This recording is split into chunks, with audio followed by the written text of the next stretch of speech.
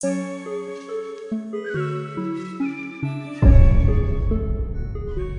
mu bakinnyi ba filime kandi bakabana ba rwiyemezamirimo mu birebana na sinema aho na wundi ni Killerman Major Dady. Umugabo rero yamaze kuba atangaza ko mu by'ukuri ibintu bitameze neza bijyanye n'ubukungu kandi imvune zikomeje kumubana nyinshi muri rusange.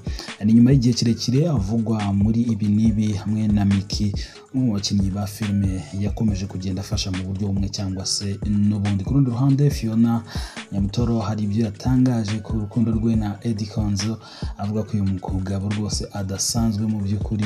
Anagaruka kandi gatoya kuba ari mu mwanya mwiza wo kuba wa politike, bimufasha kuba ashobora no kuba igihe hari impamvu zihutirwa cyangwa se impamvu runaka ashobora kuvugisha perezida mu buryo bumworoheye. Ku rundi ruhande Asake uheruka kuvugwa mu rukundo mu buzima bwiza cyane hariya mu Bufaransa, ntago ameranye neza na se umubyara Davis D. Yamaze kugera mu Bufaransa aho yagiye gukomereza ibikorwa byiwe mu gutunganya album ya kabiri mu by'ukuri arimo gukoraho nk'uko yabitangaje.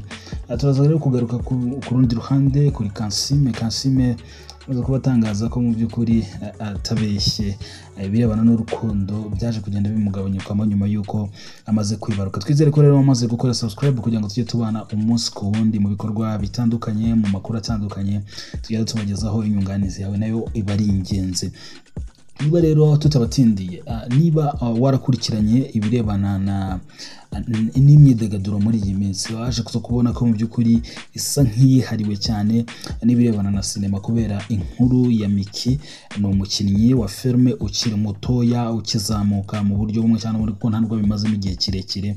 Ibintu rero bigahita byivangamo Killerman Dady Major, umwe mu bagabo baheruka gukora ubukwe bumeze neza cyane, ariko by'umwihariko akaba ari umugabo umaze gushinga imizi mu birebana no gushora imari muri filime, noneho akivangamo n'undi mugabo nawe witwa Regis. Aba bombi rero, aba bose ni abantu bagiye, iyo uje kuri Regis ukaza no kuri Killerman, abantu bazamukiwe muri generation imwe, akaba ari abagabo bakora sinema ariko bakanivangamo n'utuntu dusa nk'urwenya. Ni abagabo rero bahagaze neza muri uru ruganda, mu birebana n'uru ruganda. Ku ruhande rumwe rero Miki yaravugaga ati ngewe mu by'ukuri sinzongera gukora na Killerman kuko yamaze kuba nyirukana, kandi ngewe sinjya ngira gute, ntago njya ninginga. Iyo umuntu akubwiye ngo ndakwirukanye ntago mu by'ukuri wakongera kumusubira imbere. Ni umugabo rero, ni umukobwa kandi wari umaze iminsi nanone asa nk'uwatayemo gatoya Regis, yarasanzwe yitwaga promoter. Abantu rero bagakomeza kuvuga bati mu by'ukuri ibi bintu bimeze bite. Bukeye mu gitondo Miki abagaragaye ari kumwe na Regis, haciyeho akanya gato basohotse filime, baravuga bati aba bantu bose bashobora kuba ibyo bari barimo ari ibintu byo kuvangavanga ibirebana n'iki, ibirebana no kuba bakora ibyo bintu byo kwamamaza filime yabo. Ariko ku rundi ruhande iyo wumvise ibyo Killerman yatangaje, nanone uravuga uti mu by'ukuri haba hari ikindi kintu gihari. Uyu mugabo Killerman abajijwe ku birebana no kuba yaravuze ko adashobora kuba yazongera kuzajya ati bibaye bikunda atakongera gukorana n'abakobwa mu gukina filime, yagiye koranira n'abagore cyangwa se abafite abagabo. Yagaragaje ko mu by'ukuri abakobwa icyambere bakererwa, ikindi kandi iyo bamaze kumera nk'abagira izina biba bigoranye kongera kuba wagira gute wabashyira ku murongo. Ibintu yavuze ko bimutera imvune zikomeye cyane, bituma rimwe na rimwe hari ubwo aba yapanze set cyangwa se yapanze wenda yuko uyu munsi bari bukine gutya na gutya, bikarangira uwo muntu runaka yari yapangiye uwo mwanya atabonetse. Yabona rero akomeje kugenda asa nk'utumva ibyo barimo bavuga cyangwa process politike yiwe, akavuga ati reka nishyiremo umwana muto. Wa mwana muto rero yaba hageze wa undi yagaruka agasanga umwana atangiye kugenda azamuka gake gake, kuko nk'uko abivuga aravuga ati ngiye nshobora kurema umustar mu gihe cy'ukwezi cyangwa se cy'umweru. Akaba yamaze kuba afata izina. Ati rero wa undi ajya kugaruka asanga hari umwana uri kuzamuka uri kumudepasa, yatangira no kugira utwamubwira umwana ati wapi, bagatangira kuvuga bati ndyamana na bakobwa runaka bahari. Binavuga ko mu by'ukuri ari imvune zikomeye cyane. Ariko nanone ku rundi ruhande agaragaza ko hirya y'ibyo ngibyo hari nubwo ibyo bintu biba biri kuba kandi mu by'ukuri nta n'amafaranga arimo yinjiza. Amafaranga rero akaba ari ikibazo kiba gikomeye cyane, ku buryo ariko agakora iyo bwabaga. Ati nk'ubu ngubu nigeze kugira shit, ati cyangwa ndi muri shit, ndi mu gihe cy'ibibazo by'ubukene, ati aho natekerezaga ko nshobora kuba nakwinjiza nka miliyoni, ubwo ndi kuhinduza nk'inoti y'ibihumbi 70. Ibintu yagaragaje ko mu by'ukuri nubwo biba gutyo ariko akomeza kugerageza ibishoboka byose kugira ngo babakinnyi bose akoresha abashe kuba yagira gute yabishyura. Ati ngiye amafaranga akingeraho mpita ngerageza kugira ngo nishyure babana kugira ngo ubuzima bwabo bubeho bukomeze bumere neza. Ati sinavuga ngo hari nubwo ntekereza kubirukana, ariko natekereza kuvuga ati ubuzima bwabo buzagenda gute batari gukina ahangaha, nkashyiramo akantu ko kuba umubyeyi. Atari ko mu by'ukuri ibintu biramvuna kandi n'ubukene buri kugenda bunyototera, dore ko amakuru akomeza kugenda avuga ko uyu mugabo ashobora kuba yaramaze no kuba agurisha imodoka yari yaraguze mu minsi yashize, ubundi akaba n'iduka ryaratangije ubu ngubu ngo atari we ukirimo kuricunga, ahubwo asigaye mu by'ukuri aryamamaza, mbega hashoyemo indi migabane n'ibintu. Rero avuga ko ariko uko biri kose uyu mugabo akomeza kugenda avuga ko uko byagenda kose, uko yakena kose, uko content zasa nk'izi declininze, adashobora kuzongera gusubira aho yari yaravuye, kuko hari ibyo yamaze kugeraho, hari ibyo yamaze kwiga, hari urwego yamaze kugeraho. Bityo rero abamwifuriza ikibi mu by'ukuri uko byagenda kose adashobora kuzongera gusubira inyuma ngo asubire nk'aho yavuye mu myaka ya za 2018 2019 ubwo yinjiraga mu ruganda rwa sinema. Ngayo nguko rero nuko ibintu bihagaze. Gusa filime yo yamaze no kubinagera hanze igaragaramo Regis Miki ndetse na Promoter. Ni ibintu rero bikomeje kugenda bivugwa mu birebana na sinema. Ku rundi ruhande rero umugore witwa Nyamutoro ni Fiona Nyamutoro, ni umwe mu baminisitiri cyangwa se umwe mu bagize guverinoma hariya muri Uganda, ariko ukiri mutoya, aracyari mutoya kuko afite imyaka mike cyane. Ubu ngubu rero abana na Eddy Kenzo nk'umugabo n'umugore. Yagarutse rero ku nkuru yiwe y'urukundo na Eddy Kenzo agaragaza ko byari ibintu bidasanzwe. Ati Eddy Kenzo yarambwiye ati ndagukeneye tuganire, inshuro ya mbere turaganira, ambwira ukuntu ngafite ngo projet zijyanye n'ibirebana n'ubukerarugendo, n'ibirebana n'ibindi bintu bitandukanye ashaka ko dukoranaho, turabiganira tunumvikana ko tugiye gukorana rwose. Ati bukeye mu gitondo izo projet yambwiraga, ati ngakomeza kubona mu by'ukuri izo projet ntamenye uko zisobanutse, ariko ngiye nafashe umwanya ibyo twe twabaye nk'abaganira ndagenda mbishyira mu nyandiko. Ku nshuro ya kabiri rero tuje kuganira, nazanye document nakoze research, umugabo Eddy Kenzo atabagize gutya arambwira ngo ntamusobanurira ibintu, nkakomeza kubona yibereye kuri telefone. Ati bukeye mu gitondo mu by'ukuri, ati bukeye muri ako kanya, ati umugabo aravuga ati rero hari ikintu nshaka kukubwira, ati kiremereye. Ese projet yanjye, umukobwa watangira gutekereza ati projet yanjye ashobora kuba atayishimye, hari indi afite ashaka kugira ngo cyangwa se ubundi buryo yabidevelopemo.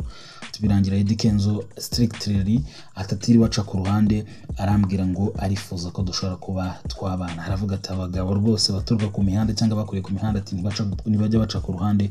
Ati nubwo buryo yamfashemo umutima, ati mu by'ukuri birangira mu by'ukuri mukunze, niyo munsi turabana nk'umugabo n'umugore. Ngibyo rero byo Fiona yatangaje. Ariko ku rundi ruhande aranavuga ati kuba ndi mu mwanya ndi muri guverinoma ni ibintu byiza, bimfasha no kuba isaha ku isaha nshobora kuba nakifuzaho kuba naganira na nyakubahwa perezida wa Uganda ni Yoweri Kaguta Museveni. Nshobora kuba namuhamagara nkamubwira nti ibintu bimeze gutya na gutya, tukaba twaganira mu buryo bworoshye. Mbega agaragaza ko politike ari ahantu heza umuntu ashobora kuba yakorera, kandi hakaba hanamuha ishusho nshyashya itandukanye n'uko ibintu byari bimeze.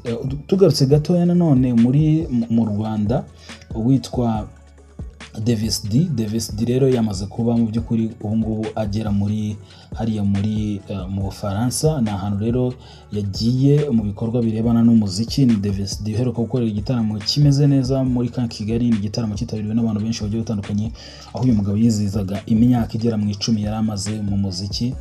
Yashyize hanze album nayo yigiyeho ibintu bigiye bitandukanye. Rero ubu ngubu ari mu Bufaransa, aho yagiye ngo kuba afatira amashusho y'indirimbo, kuko ngara ahantu abona ko hakwiriye kuba hafatirwa amashusho y'indirimbo, ngo ni ahantu heza hafite mbega site zitandukanye umuntu ashobora kuba yafatiramo amashusho y'indirimbo. Ni Davis D rero uri mu myiteguro yo kuba yashyira hanze album yiwe ya kabiri. Ni Davis D ufite imyaka ikiri mikeya, kuko umuntu avutse muri 1993, imyaka 31 n'ibiri ntabwo ari imyaka myinshi. Ariko noneho ni na Davis D ku rundi ruhande ufite mu by'ukuri ikintu kirebana n'iki, ikirebana na Davis D mu by'ukuri ufite imyaka ikiri mikeya, ariko noneho akanaba amaze imyaka myinshi mu birebana n'umuziki. Witwa Kansime rero dusubiye muri Uganda gatoya, yamaze kuba nawe atangaza ko mu by'ukuri ibintu birebana n'urukundo byagiye bisa nk'ibigenda bimukamukamo. Ati kubera ko akimara kwibaruka ati urukundo rwose nari mfitiye umugabo ati pe rwamvuyemo atabwo nisanga urwo nari mfitiye umugabo sigaye ndukunda umwana twabyaranye. Ngibyo rero ngayo nguko uko Kansime yaje kuba atandukana n'uwo babyaranye cyangwa se mu by'ukuri yisanga atagikunda uwo bari babyaranye umwana witwa n'umuhanzi rero witwa Skylanta. Mu by'ukuri rero ngo yaje gusanga mu by'ukuri batagihuje umurongo, batagihuje uburyo ibintu bimezemo. Ku rundi ruhande umugabo witwa Asake mu by'ukuri uwo muhanzi ugezweho umeze neza yatangaje ko mu by'ukuri birebana n'umuziki bitameze neza cyangwa se akomeje nyine mu by'ukuri kwibaza ati se mu by'ukuri ndimo ndapfa iki n'abantu ko abantu banshaka mu buryo n'ubu. Umugabo rero uhagaze neza ndetse bitegura kuba yashyira hanze ibirebana na album, ariko noneho ku rundi ruhande aravuga ati papa ntago tumeranye neza ati kuko ashaka kungambanira ati sinibaza impamvu. Ni nyuma y'uko rero mu mwaka wa 2022 uyu witwa se yari yatangaje ko uyu muhungu we yamwirengagije ubwo uyu mugabo ngo yarwaraga ibirebana na stroke. Noneho rero umuhungu we akaza kuba amwirengagiza akajyanga no gufata telefone yiwe amwagiriza ibyo bintu kuva iyo myaka yose. Uyu mugabo rero yagize noneho icyo avuga, uwo ni Asake yavuze ati mu by'ukuri nta kintu na kimwe ushobora kuba wakora ngo unezeze isi, icyo ukora cyose gikore kubera Imana ati kuko mu by'ukuri ati niyo yonyine ishobora kuba mu by'ukuri yagira gute yakwibuka ndetse no ku munsi wawe w'urupfu cyangwa se umunsi wawe uzahura n'Imana izibuka bya bikorwa wakoze. Ati ariko kubikora ubikorera abantu ati mu by'ukuri nta kintu na kimwe bivuze. Ati reba mu by'ukuri n'ubu ngubu papa cyangwa se data umbyara nawe arashaka kungambanira. Ati nagiye muha amafaranga ati nkakora igishoboka cyose nk'ukorera umubyeyi, atari ko reba ibyo akomeza kunshyiramo, akomeza kunshora mu izi ntambara. Ati mu by'ukuri ati Imana ni imwe, ati Imana niyo izi byose, niyo iri hejuru y'ubuzima bwacu bwose. Bigaragara ko mu by'ukuri rero uyu mugabo atameranye neza n'umubyeyi wiwe cyangwa se na papa wiwe umubyara.